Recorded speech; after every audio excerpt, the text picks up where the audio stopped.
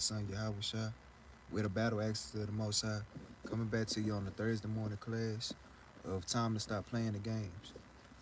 Hope all is well out there for brothers and sisters getting ready for the plantation, or even the brothers and sisters that's sleeping right now. Today's title, it'll be "Stay Away from the Dogs, the Heathen." So we're gonna go ahead and jump straight into this thing. First precept we're gonna go ahead and get is Deuteronomy 7:3. This is the book of Deuteronomy, chapter 7, verse 3. Neither shalt thou make marriages with them. Because we know a lot of times our brothers, especially the brothers, like the sisters too, Shalom Yaakov, but it's especially the brothers, they like making marriages with the heathen or whatnot. Like even throughout the whole Bible, we know King Solomon, the wisest king on the planet, he made marriages with strange wives or whatnot. But even when it come down to it, we know the Most High God said we shouldn't even do it because we know ultimately King Solomon, he did it for a reason. He did it for an example, and even in like the regeneration, we know that was Christ. Because I look at it like how when he was in the regeneration, when he was Solomon, he showed us everything that we shouldn't do when he as far as sin, and then when he came back as himself, Christ, he showed us everything that we should do as a as an Israelite or whatnot, or what's required of us. But read it on. Thy daughters thou shalt not give unto his son. So we shouldn't give our daughters unto their sons, because we know whenever that happens or whatnot, we know it never fails that whenever, like, say if the woman try to leave them or whatnot, they wind up getting killed later on in a marriage because they try to leave them or try to separate from them. But reading on, nor his daughter shalt thou take unto thy son. So even vice versa, because even going back to the point, we know even like modern day celebrities or whatnot. You know Kobe when he was living. We know O.J. Simpson. We know Tiger Woods. All these brothers, every time they got with a so-called white woman or any nation for that matter, they always wind up paying the price for it or whatnot, going through some type of divorcement, losing everything, have to file for what's that, like bank being bankrupt or whatnot, roughly paraphrasing. But reading on, for they will turn away thy son for following me. It didn't say that they might turn them away from following, but they will turn them away from following, because after a while, once you have children with these heathen or whatnot, they're gonna try to learn the customs of their mother, because the mother is the caretaker of them. Yeah, bankruptcy. Appreciate it. But yeah, so we know that the children or whatnot, they will start learning the ways of the heathen or of their mother, because their mother is a heathen, if that makes sense. But for they will turn away thy son for following me, that they may serve other gods, because we know the Edomites, or the heathen women, they sit there and you know worship Sibo, or Caesar Borgia, as his real name or whatnot. And we know Moab, they celebrate worship Buddha, and so on and so forth. But so will the anger of the Lord be kindled against you. Cause yeah, you do piss the Most High God off when you sit there and do that, because he told you not to do it from the get-go, because this is in the law. And we know that the Most High God, he only gave us the law to keep. Now, as for the other heathen, he don't care about it. But read it on. So will the Lord of the, I mean, so will the anger of the Lord be kindled against you and destroy thee suddenly. And we know, sure enough, he will destroy you for that thing. No matter what kind of situation it may be, hey, the Most High God, he'll decide on what he want to put on you, because it's to a point where when you look at Emmett Till, even though they say that he was looking up on a woman, like back in that time, they wound up putting him to death for just looking at him. So just imagine if he would have tried to get with that woman or whatnot, he would have probably been hung or even worse or whatnot. Verse 5. But thou shall ye, but thou, but thus, Shalaki, shall ye deal with them. Ye shall destroy their altars, and break down their images, and cut down their groves, and burn their graven images with fire. So this is even going into like the gods of Shalom, but this is even going into the gods that they have. Most High God said, burn their gods with fire. Like the pictures of Sibo, the statues of Buddha, the cobblestone, so on and so forth. He said, burn these things because we know that the Most High God is a jealous God or whatnot. We shouldn't even be even worried about other gods because one thing about our God, we know that what our God can do. But as far as their gods, they can't do nothing. They can't even lift a finger. They can't do good nor evil. But reading on, for thou art an holy people unto the Lord thy God. So even going back to the point, we're a holy people. The word holy just means to be separate. We can go ahead and get there real quick. Leviticus 20 and 23. We're going to start at 23, but 26 the point.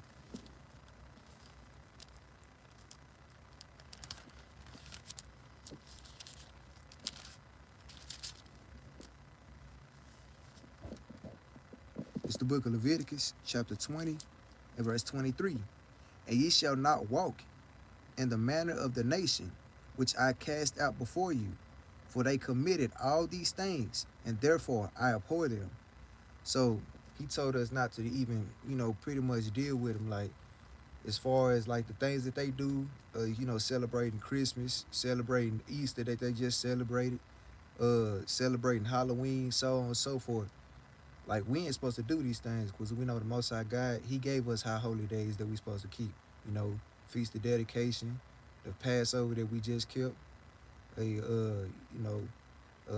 of Atonement, so on and so forth, man.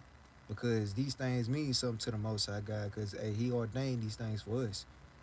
And let's read on. For they committed all these things, and therefore I abhor them, even going into homosexuality.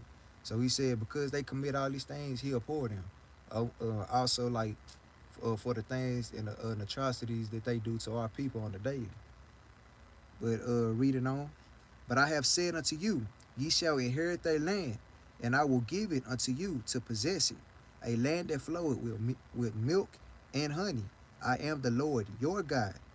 He said, I am the Lord your God, nobody else's God but your God, which have separated you from other people. So he made a distinct difference. He said, I separated you from them, man. You my people.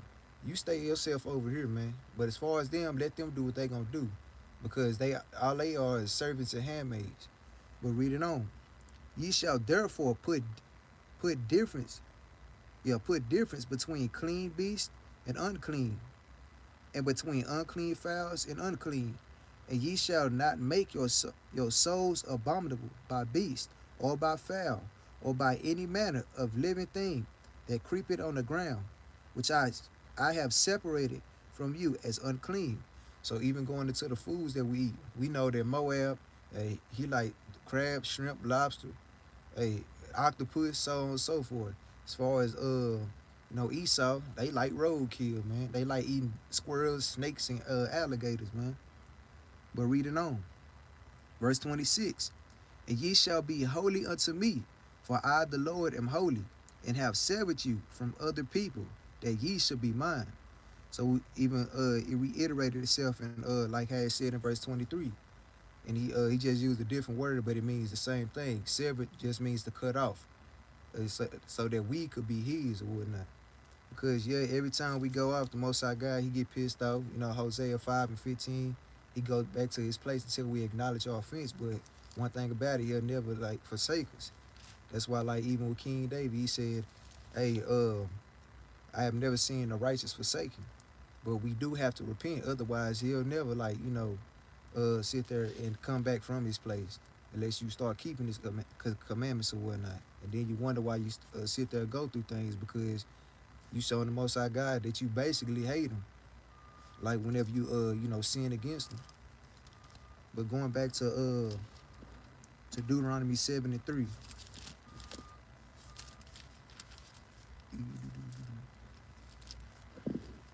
76, Shalaki. This is the book of Deuteronomy, chapter 7, and verse 6. For thou art an holy people unto the Lord thy God. The Lord thy God had chosen thee to be a special people unto himself above all people that are upon the face of the earth.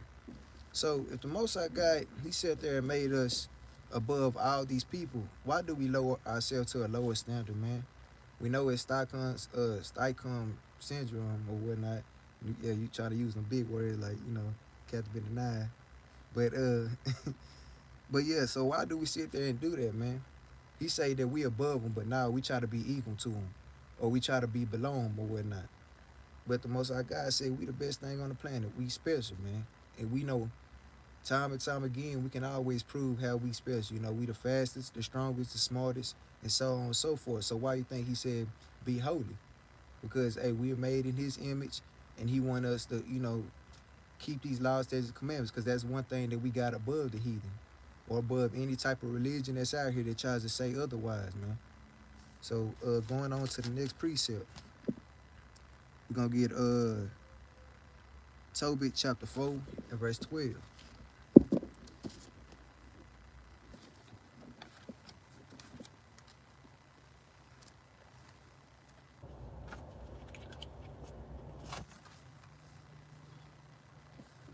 This is the book of Tobit, chapter 4 and verse 12. You can also precept this with Deuteronomy 73. But beware of all whoredom, my son, and chiefly take a wife of the seed of thy fathers. So this is even going back into the same thing.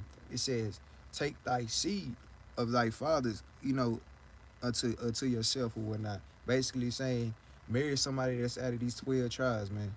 As far as these other heathen, don't even deal with them. Now we know, yes, back then we did have concubines, and we know in the future, Lord's will make it to the kingdom.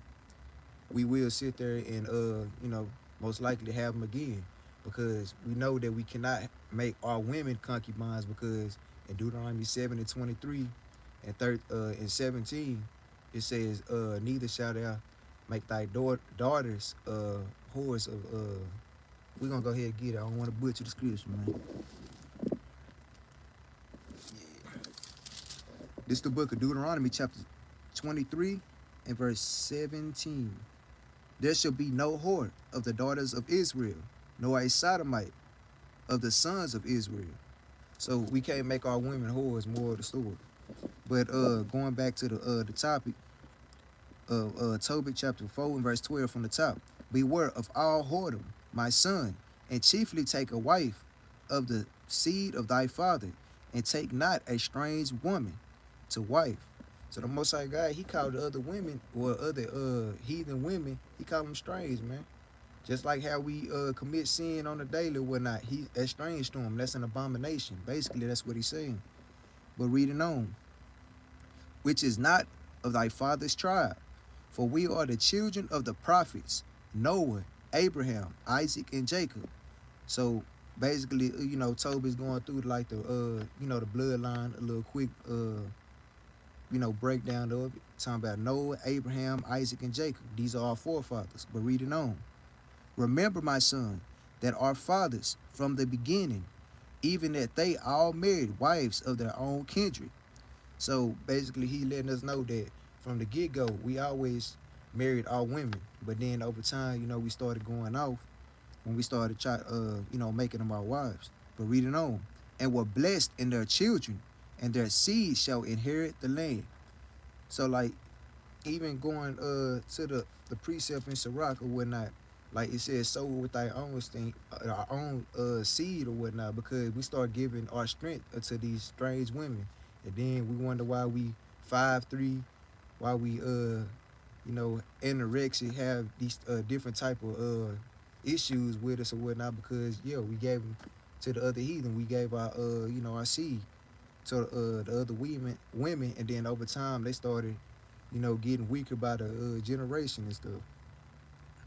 But reading on. Now therefore, my son, love thy brethren, and despise not in thine heart thy brethren, the sons and daughters of thy people, and not taking a wife of them, for in pride is destruction and much trouble. So saying the same thing. It was much pride and much destruction coming, destruction and trouble, coming into your life when you do that. And then lewdness and decay and great want, for lewdness is the mother of famine. But going on to the next precept, we'll get an example of real quick.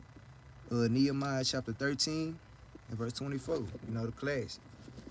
Cause hey, it's gonna come a time where Lord will. I know it said live peaceably among all men or whatnot, but hey, Nehemiah, he was tired, man. He was a mighty prophet or whatnot, but hey, when the Most High God said, hey, do something, best believe he was one of them that did it. Because we just got out of captivity. Well, like in that time, they had just got out of captivity. And then as soon as they got out of that mud, they wanted to start making, trying to sell on the Sabbath, trying to take on strange wives or whatnot. So Nehemiah said, all right, you want to do that? Because I refuse to go back into captivity. I'm trying to keep these laws, statutes, and commandments, but y'all want to sit there and continue to be wicked. So I got something for y'all. Because the Most High God, he do put it on brothers' spirits, like, to sit there and correct the brothers, no matter how it may be. Because, like, back then, them brothers probably would have been stoned. But, over time, the Most High God sent his son to give us grace on these things. But this the book of Nehemiah, chapter 13, and verse 23. In those days also saw I Jews that had married wives of Ashdod, of Ammon, and of Moab. So we know, Ammon and Moab, Ammon is the Japanese, and Moab is the Chinese. Verse 24.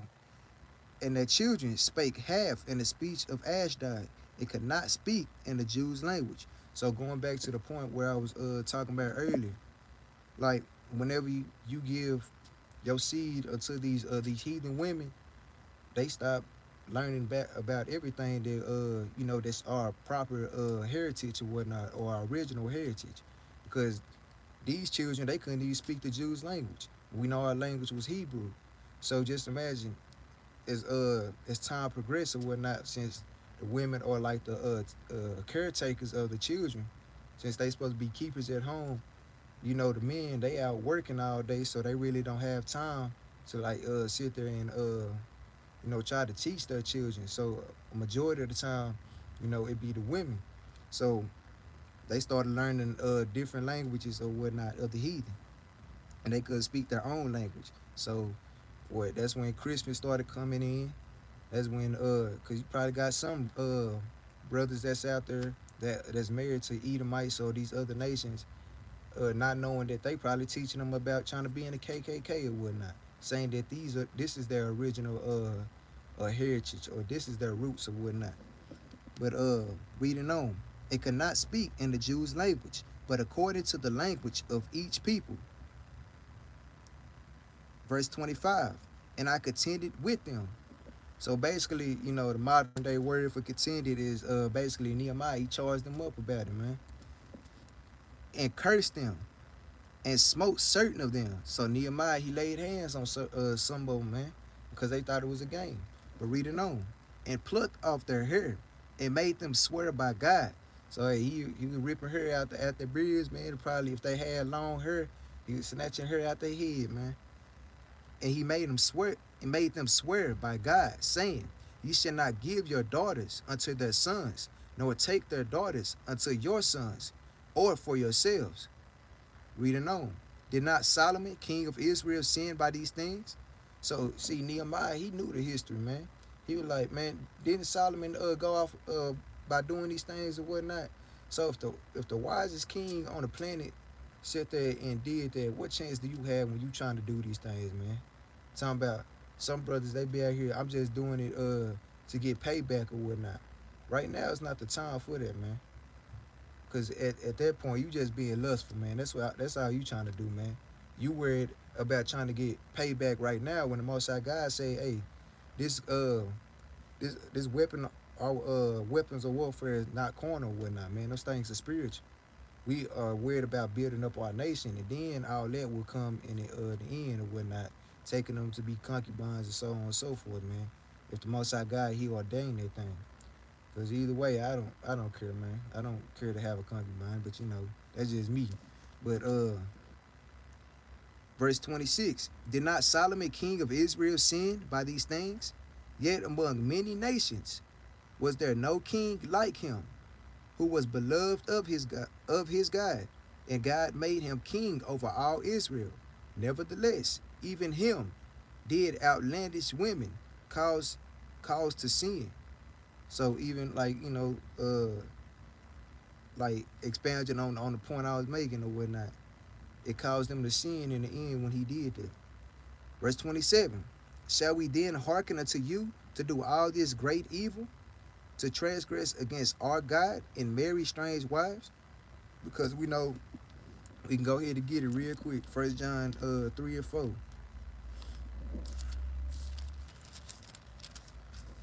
This book of 1 John chapter 3 and verse 4. Whosoever committed sin transgressed also the law, for sin is the transgression of the law. So even going back to the point, he said, this transgressed against the Most High God, meaning you broke the law, statutes, commandments that the Most High God told us to keep. But going back to verse 27 in Nehemiah chapter 13, shall we then hearken unto you to do all this great evil, to transgress against our God and marrying strange wives? So that it on that. Yeah, that's it on that. So going on to the next precept. We're gonna go ahead and go to Ezra chapter 4 and verse 1.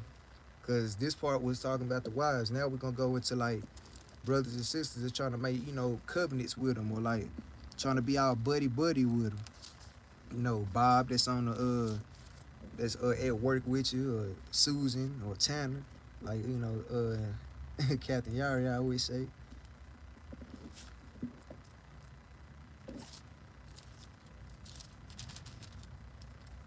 All right. So this is the book of Ezra chapter 4 and verse 1. Now when the adversaries of Judah and Benjamin heard that the children of the captivity builded the temple unto the Lord God of Israel. So this is going into like the adversaries, our enemies. We were trying to, build our temple and whatnot, trying to mind our own business like we always try to do. But reading on. Then they came to Zerubbabel and the chief of the fathers, and said unto them, let us build with you, for we seek your God, as ye do, and we do sacrifice unto him since the days of Esarhaddon, king of Ashur, which brought us up hither. So here come, the heathen, man, trying to be crafty or whatnot, and saying, let us build with you. Because, throughout history, like look at Black Wall Street and these many other communities that we had. Every time that we told the heathen that nah, we ain't got nothing to do with you, they always came back and tried to bomb that place or do some type of wickedness towards us. Because even when we read down in this, they did the same thing. There's nothing new under the sun, man. But reading on, verse 2. Then they came to verse 3, Shalaki. But Zerubbabel and Jeshua and the rest of the chief of the fathers of Israel said unto them, ye have nothing to do with us. I'll read that again. The chief of the fathers of Israel said unto them, ye have nothing to do with us, to build an house unto our God. So, Zerubbabel, Jeshua, and the other, chief fathers of Israel, man, they knew what was up, man.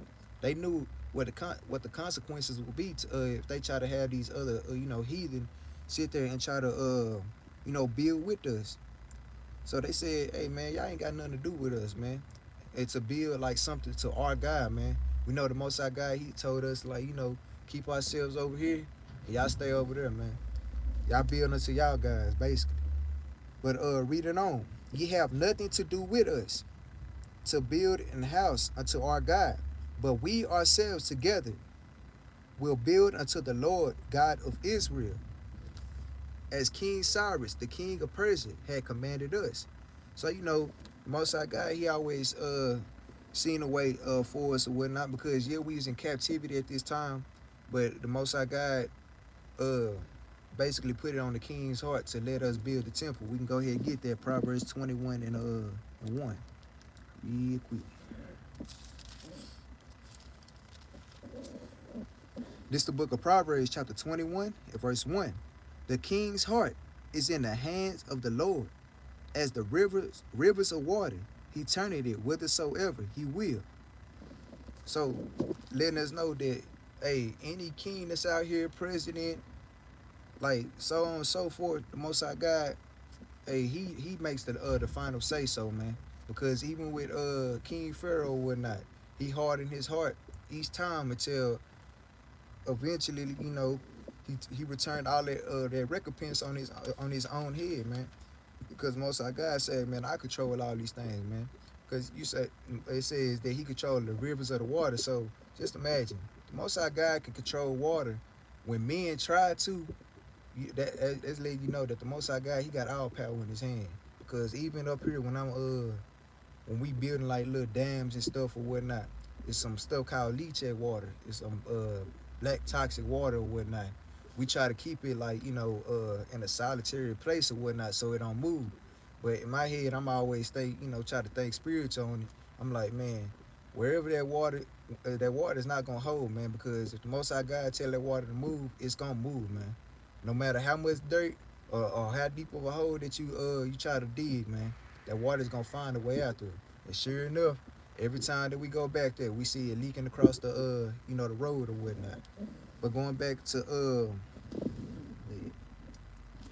Ezra chapter 4 and verse 4. Then the people of the land weakened the hands of the people of Judah and troubled them in building.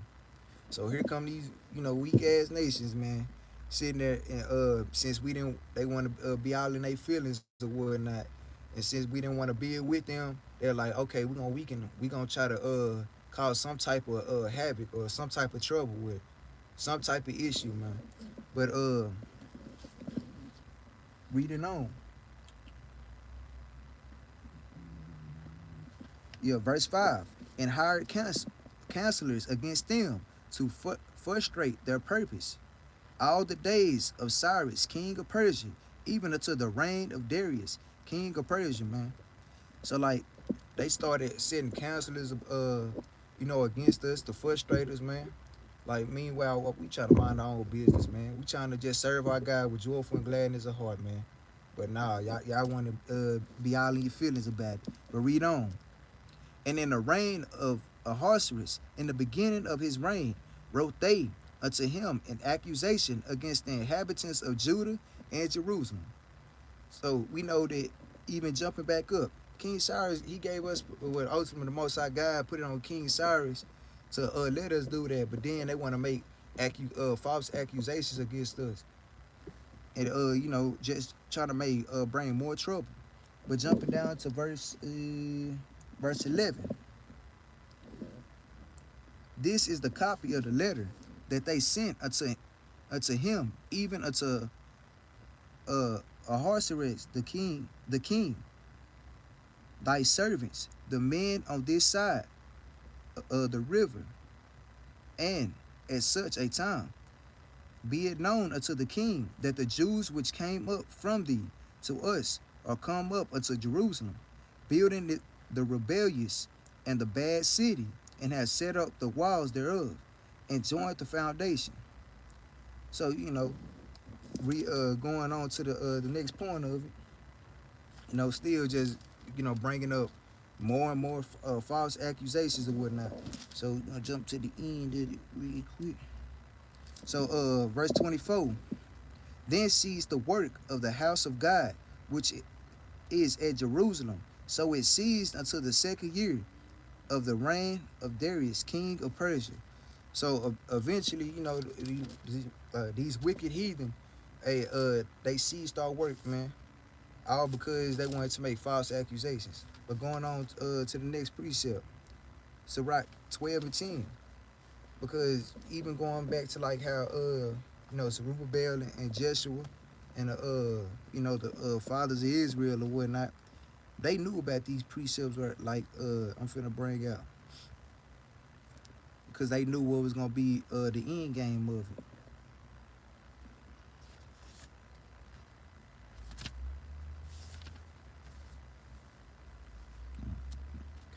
Find my 12, man.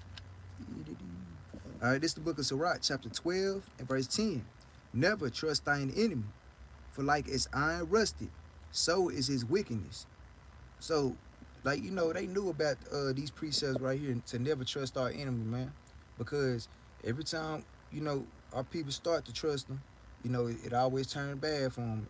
Like, uh, throughout whatever situation it is. But reading on, though he humble himself and go crouching, just like how they did with, in the book of Ezra. They humble themselves and go crouching.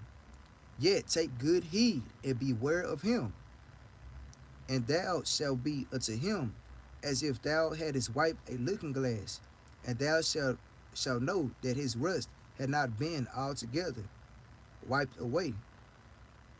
So, like, you can even look at it like on a spiritual sense or whatnot.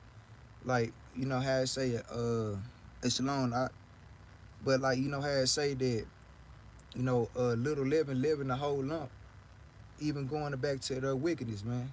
Like, they say that, they try to humble themselves and you wipe away the rust or whatnot, but there's still rust left behind, man, because they ain't never gonna change. It's like it's embedded in them to do wicked against us.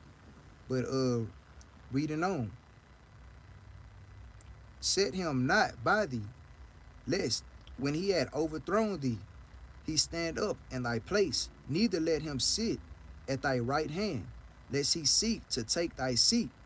And thou at the last remember my words and be pricked therewith. Verse 13, who will pity a charmer that is bitten with a serpent, or any such as come not wild beast? So Most High God, he even like compared these people into serpents or like to wild beasts, because we know how Edomites and these other nations, they be messing with these crocodiles and these cobras, these scorpions, these bullet ants or ants in general, spiders and so on and so forth. Hey, they sit there and do all these things, but then as soon as they get bit by them, they want us to have pity on them. But I'm like, man, you shouldn't have been messing with them in the first place. And all praise to the Most High. The Most High God, he put on that animal's heart to get at them or whatnot. Because even with what's that Edomite name, Steve Irwin. Hey, we always thought it was gonna be a crocodile that killed him, but nah, he had other plans for him. He let a stingray puncture him straight in the heart. So, we ain't finna sit there and pity him, because I know I was a child at the time whenever that had happened. I ain't think nothing of it, because I always was rooting for the animals, man. I was like, man, let a crocodile get him, let some type of animal get him. I wanted a crocodile, but the Most High God, he say, hey, I do what I want to do. So, I'll praise for that. But reading on. So one that goeth to a sinner. Well, I'm going to jump to 16. Verse 16. An enemy speaketh sweetly with his lips, but in his heart he imagined how to throw thee into a pit. He will weep with his eyes, but if he find opportunity, he will not be satisfied with blood. So we know ultimately is going into like the heathen, but it's ultimately, talking about Esau, man, because they're the number one enemy that sit there and do that, man. They'll cry, they'll boo-hoo and all type of things, man. But in their heart, it was war, man, according to Psalms 55 and 20. But going on to the next precept, we're gonna get First Maccabees 1 and 11. So these are examples of brothers that knew to do well or whatnot, but in the end, the heathen, they ain't satisfied with blood, man. But then we have some coon Negroes that sit there and try to, make covenants with them. But this is the book of First Maccabees, chapter 1, and verse 11. In those days went there out of Israel wicked men who persuaded many, saying, let us go and make a covenant with the heathen that are round about us. For since we departed from them, we have had much sorrow. So like this even goes back to the point where like whenever we was in the time of Egypt or whatnot, some our people were saying that we was better off in Egypt or whatnot. But even with them, they the people that persuaded a whole lot of people, like these modern day Christian pastors or whatnot. Talking about John 3:16, God loves everybody. Them are the wicked man that it's talking about.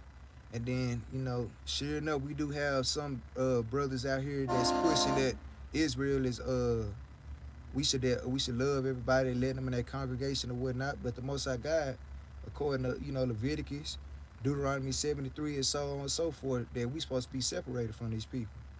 So the Most High God, He called these people wicked men. But going on to the next precept, we're gonna get Proverbs 11 and 21, because you think everything is all good right now in your eyes, but in that last day, we gonna see who got the last left, man.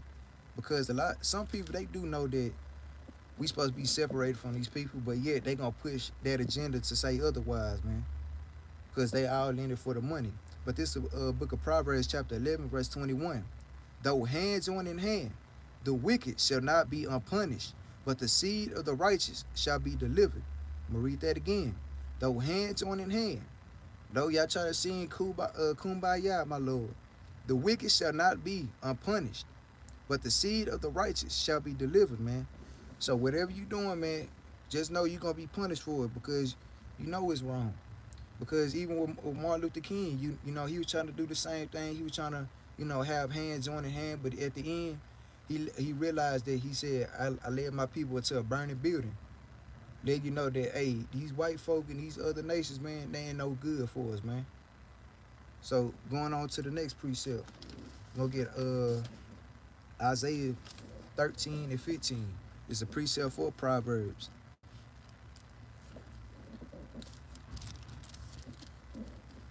This is the book of Isaiah, chapter 13 and verse 15. Everyone that is found shall be thrust through, and everyone that is joined unto them shall fall by the sword.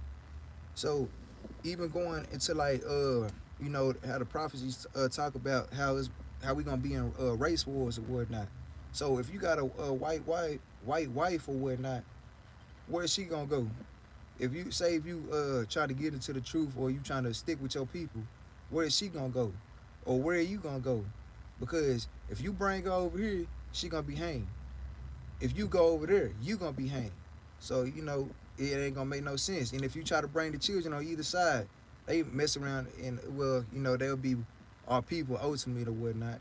So if you go over there, for the most part, well, on this side, you'll be good. We'll accept you or whatnot, but we'll still feed you with a long-headed spoon, man, because you probably still have some type of love for the heathen woman or whatnot. But if you do plan on coming over here, you got to put her off, man, because she can't join the tours, man, because Most High God say be separate. But reading the verse 15 from the top, everyone that is found shall be thrust through, and everyone that is joined unto them shall fall by the sword. So more of the story, man, if you is fine with them, you're going to be thrust through. Next precept we're going to get is Revelations 18 and 3.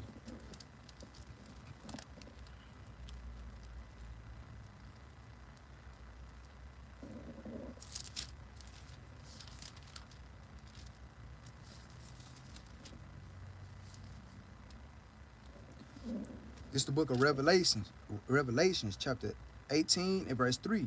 For all nations have drunk of the wine of the wrath of her fornication, and the kings of the earth have committed fornication with her, and the merchants of the earth are waxed rich through the abundance of her delicacies. And I heard another voice from heaven saying, Come out of her, my people, that ye be not partakers of her sins, that ye receive not none of her plagues, well, not of her plagues. So even going into this or whatnot, the Most High God, He said, come out of her, my people. We know spiritually this is talking about like America or whatnot. But even in this part, we know America has a whole mixed multitude of people or whatnot. We know it's ultimately ran by Edomites, but He said come out of her, man. So if the Most High God loves everybody, why is He telling us to come out of this place, man? When we know it's ran by Edomites, and they say that this the the land of milk and honey or whatnot, American dreams, so on and so forth or whatnot. But reading on, for her sins have reached unto heaven, and God had remembered her iniquities. Reward her even as she rewarded you, and double unto her double according to her works, and the cup which she had filled to her double. So even going back into the point, like all these things that they did unto us, man, you still want to wife these people, or you still want to be friends with these people or whatnot, because you in Christianity or these other religions that's saying you should love everybody, man. So that last precept. Yep, that was the last precept. So with that, I say shalom. We always say over here at the battle axes we need to keep a law or whatnot. So we're gonna bring out a law because the Most High God, He gave us the law. So we need always meditate on them. According to Joshua 1:8. So the precept, law we're gonna get is Numbers 30 and verse 2.